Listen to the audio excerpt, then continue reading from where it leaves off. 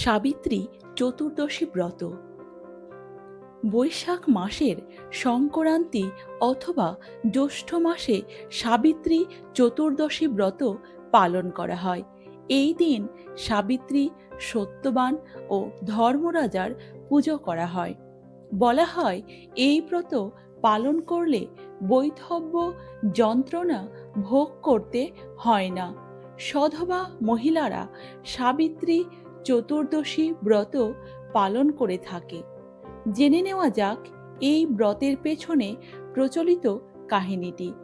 এক সময়ে মদ্র নামে এক রাজা ছিল। সেই রাজ্যের রাজা অশ্বপতি ছিলেন নিঃসন্তান।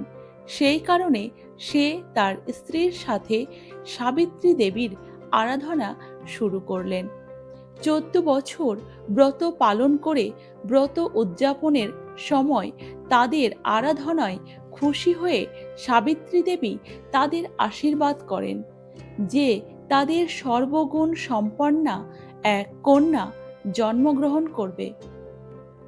কালের নিয়মে রানী মালবী এক সুন্দরী কন্যা সন্তানের জন্ম দেন।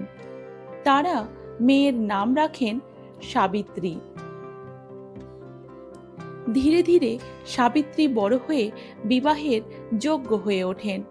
একদিন সাবিত্রী তার সখীদের সঙ্গে ঘুরতে ঘুরতে শাল্বদেশের রাজ্যচ্যুত রাজা দুমৎসেনের আশ্রমে এসে হাজির হন। সেখানে রাজার পুত্র সত্যবানকে দেখে মনে মনে তাকে স্বামী হিসাবে স্বীকার করে নেন। এই সময় যখন মহামুনি নারদ অশ্বপতির সঙ্গে দেখা করতে আসেন, তখন রাজা নারদ মুনির সামনে তার কন্যাকে জিজ্ঞেস করেন তার কোনো পাত্র পছন্দ করা আছে কিনা। উত্তরে সাবিত্রী সত্যবানের কথা বলেন। অশ্বপতি তখন নারদ মুনির কাছে সত্যবানের পরিচয় জানতে চান।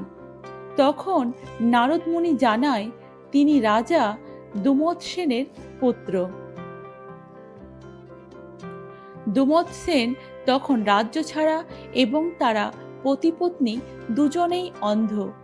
আর সবচেয়ে বড় কথা, তাদের পুত্র সত্যবান তার বিয়ের ঠিক 1 বছরের মাথায় মৃত্যুবরণ করবেন। এই শুনে অশ্বপতি বিবাহ দিতে রাজি না হলেও সত্যবতী সত্যবানকেই বিবাহ করবে বলে মনস্থির করেন। অগত্যা রাজা অশ্বপতি ভালো দিন দেখে সত্যবানের সাথে সাবিত্রীর বিয়ে দিয়ে দেন। সাবিত্রী বনে সত্যবনের আশ্রমে এসে তার অন্ধ শ্বশুর শাশুড়ির সেবা যত্ন করে সকলের মন জয় করে নেয় এবং মন দিয়ে সংসার করতে থাকেন। কিন্তু নারদ মুনির ভবিষ্যৎবাণী তার মনে খোঁচা দিতে থাকে। যখন তাদের বিয়ের 1 বছর পূর্ণ হতে আর মাত্র 3 দিন বাকি, তখন সাবিত্রী 3 দিন ধরে উপবাস থেকে ব্রত পালনের ইচ্ছা প্রকাশ করেন। শ্বশুর শাশুড়ির অনুমতি নিয়ে তিনি বনের মধ্যে যান এবং সত্যবানকেও তার সাথেই নিয়ে গেলেন। তিনি ফল ও কাঠ আনার জন্য বনের মধ্যে গেলেন। আর তারপর সন্ধে নামলে সত্যবান ক্লান্তি ও মাথা ব্যথার কারণে অসুস্থ হয়ে সাবিত্রীর কোলে মাথা রেখে ঘুমিয়ে পড়েন। দেখতে দেখতে তার দেহ থেকে প্রাণ বেরিয়ে যায়। সেই দিন কৃষ্ণ চতুর্দশী থাকায় ঘন অন্ধকারে স্বামীর মরদেহ নিয়ে সাবিত্রী মাতা সাবিত্রী দেবীর নাম জপ করতে থাকেন। আর তার দেহ থেকে এক প্রকার আলো বেরোতে থাকে। তা দেখে যমদূতেরা সত্যবানের প্রাণবায়ু না নিয়ে যমালয়ে গিয়ে ধর্মরাজকে জানায়। এইদিকে ধর্মরাজ সত্যবানের প্রাণ বায়ু নিয়ে যাবার সময় দেখে সাবিত্রী তার পিছনে পিছনে আসছেন। ধর্মরাজ তাকে জিজ্ঞাসা করলে তিনি ধর্মরাজের স্তব করতে থাকেন। তাতে প্রসন্ন হয়ে ধর্মরাজ তাকে 3টে বর দিতে চান। সাবিত্রী তখন তার শ্বশুর শাশুড়ির চোখের জ্যোতি, শ্বশুরের রাজ্য আর তার বাবার 100 পুত্র হবার বর চায়।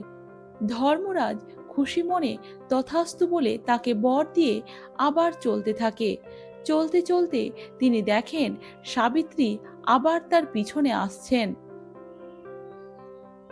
কারণ জিজ্ঞাসা করলে আবার তিনি ধর্মরাজের নাম জপ করতে থাকেন। আবার খুশি হয়ে ধর্মরাজ সাবিত্রীকে বর দিতে চাইলেন। সাবিত্রী তখন বলেন, আমায় এই বর দিন যে সত্যবান এর ঔরসে আমার গর্ভে যেন শতপুত্র সন্তানের জন্ম হয়।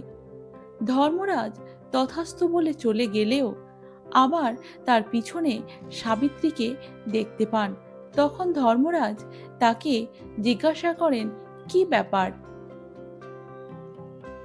সাবিত্রী বলেন, আপনি যে আমাকে সত্যবানের ঔরসে পুত্র হবার আশীর্বাদ প্রদান করলেন, তাহলে আপনার ধর্ম রক্ষা হবে কি করে? আপনি সত্যবানের প্রাণবায়ু ফিরিয়ে দিন আর আপনার ধর্ম রক্ষা করুন। এই শুনে ধর্মরাজ মহা বিপাকে পড়ে যান আর সত্যবানের প্রাণ ফিরিয়ে দেন। তারপর সাবিত্রীর স্বামী জেগে ওঠে। ওদিকে রাজা দুমদ সেন এবং তার স্ত্রী চোখে দেখতে পান। তার মন্ত্রীও এসে খবর দেয় যে তাদের শত্রু বিনাশ হয়েছে। রাজাও রাজ্য ফিরে পায়। এইভাবে সাবিত্রী চতুর্দশী ব্রতের মাধ্যমে সাবিত্রী সব কিছু ফিরে পায়। তারপর সাবিত্রী চতুর্দশী ব্রতের মাহাত্ম্য চারিদিকে ছড়িয়ে পড়ে।